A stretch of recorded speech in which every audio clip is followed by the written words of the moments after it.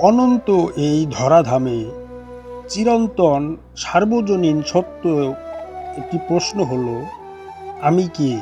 আর কেনই বা আমি এই ধরাধামে এলাম? এবং এই আমি আমার জীবন অবসানে এই দেহ ছেড়ে কোথায় বা যাই বা যাব? প্রথমত বলবো, আমি কে? আমি এক জড়বস্তু। আত্মা এবং পরমাত্মা আছে বলে আমি এক জীব। আত্মা যতক্ষণ আমার জড় দেহে বিরাজ করবে ততক্ষণ আমি জীবিত থাকব। যখন আমার আত্মা এই দেহ ছেড়ে চলে যাবে তখন এই জড় বস্তুর আর প্রয়োজন হয় না। ক্ষেত্র বিশেষে মাটি চাপা অথবা ক্ষেত্র বিশেষে আগুনে পড়ে ছাই। অপরদিকে আত্মার কোনো দুঃখ কষ্ট নেই, জন্ম মৃত্যু নেই। যখন সময় হয় আমার এই দেহ ছেড়ে আত্মা পরিত্যাগ করে তখনই আমি এক জড় বস্তুতে পরিণত হয়ে যাই। এবার বলবো, কেনই বা এলাম এই ধরাধামে?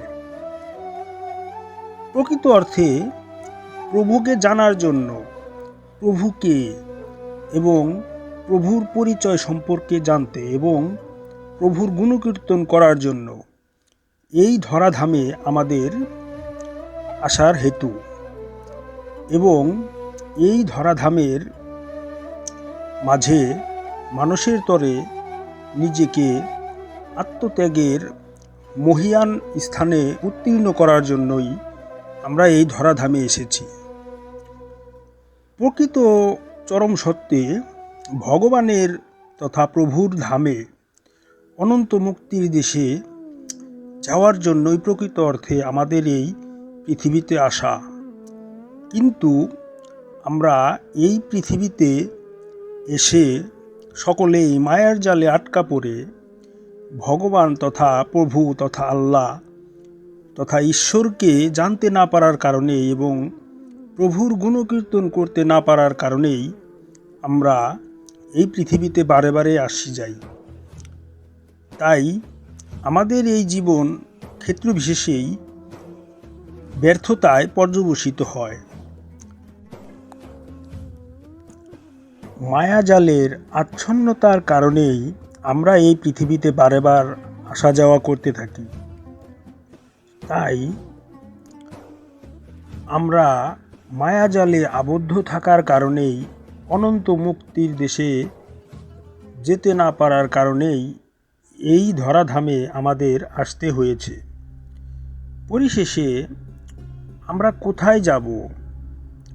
এই ধরাধামে এসে যে যেমন কর্ম করবে তাকে পরমপ্রভু তেমন জায়গায় পাঠাবেন।